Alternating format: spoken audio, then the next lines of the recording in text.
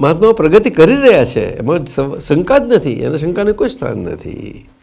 પરંતુ આટલો દિવસ કહો આપણે બચ્ચું નાનું હોય તો આપણે રમાડ્યા કરીએ એને, મોટા થયા પછી કેવી રીતે રમાડાય?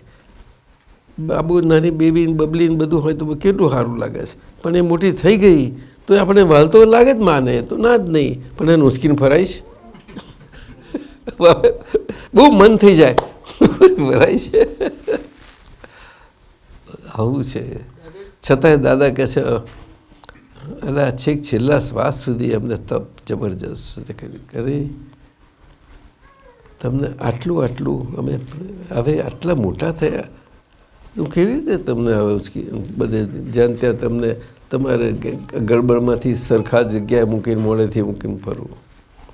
એના કરતાં મને જ વર્ગી પડો ને તમે. પણ વર્ગી પડવાનું આપે આશરો આપ્યો આપણને, કેવો નિરાલંબ આશરો આપ્યો, આજ્ઞાધર્મ. આજ્ઞાધર્મ સર આશરો આપ્યો. કયો આશરો? નિરાલંબ આશરો.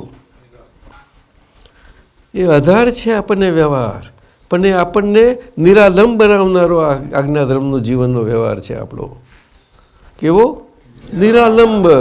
અને પરમાત્મા તો નિરાલંબ જ છે, એમને કઈ તું આલંબ જેવું.